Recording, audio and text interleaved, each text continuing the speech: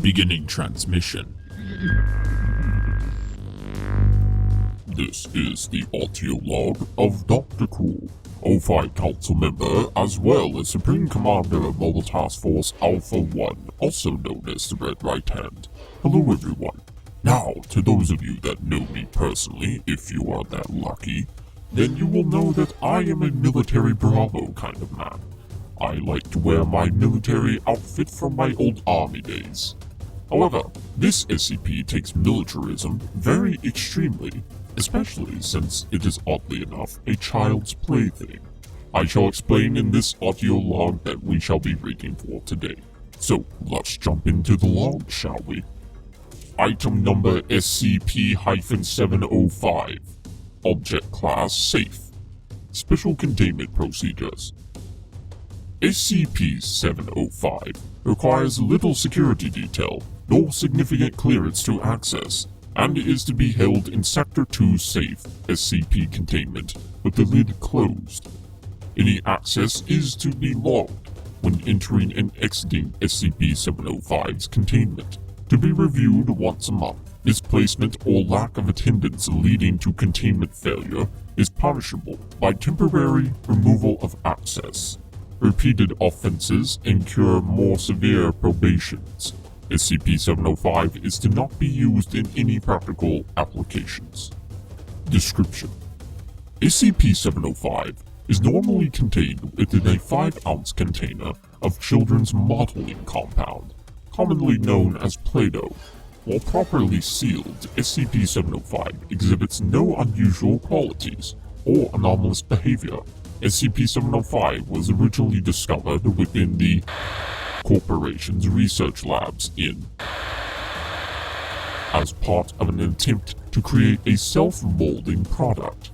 The means by which this was accomplished is still unknown, but the results led to the abandonment of the line and the labs themselves. Retrieved on SCP-705 was originally moved to site, then relocated a month later to its current location at Site-17. When the lid for the container holding SCP-705 is opened, the soft red material inside will begin to animate. Shapes resembling small humanoid figures will emerge from the clay, solely at first but soon numbering in the tens to hundreds. The material comprising the men will sculpt and become into detail and appear as miniature infantrymen in typical military fatigues, equipped with fully functional automatic weaponry. At this point, SCP-705 comprises approximately 20 to 100 individual and sentient organisms. When active, SCP-705 is incredibly violent and militaristic, possessing a highly territorial mindset, and will do everything in its power to overtake what it perceives to be a strategic location. Within the observed environments, this can be perceived as a lab workshop, a break room coffee machine, or a bathroom sink. Due to the weak composition of each SCP-705 organism, none of these threats can be considered significant and can be diffused with an application of force. Unconstrained, SCP-705 is no more than a minor annoyance, although not for lack of trying. SCP-705 has been observed to be capable of sentient thought, and audio recordings have revealed that they possess understanding of the English language. Over time, the group that comprises SCP-705 will become more complex, with obvious leadership roles emerging.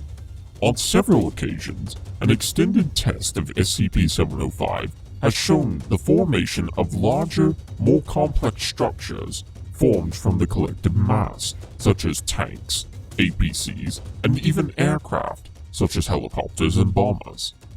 It's to be noted that none of these creations are any more effective due to the use of harmless clay ammunition. If SCP-705 comes in contact with a similar compound, such as a normal container of Play-Doh, the contacted material will take on the same qualities as active SCP-705. When of the same color, no differences in behavior is noted, although larger and more complex objects will be observed. If the affected substance is of a different color, however, an entirely new army is created. If left undisturbed, the original SCP-705 organisms and the new opposing army will engage in combat. Multiple colors can be activated in this manner, and alliances will form between the aggressing parties. Said materials will remain active until SCP-705 is once again contained. SCP-705 is capable of sustaining casualties amongst themselves in these conflicts, although such losses are mitigated by its amorphous nature. Now, we have two interesting addendums here. I shall read the first one and then the second one as usual. Addendum 705-D.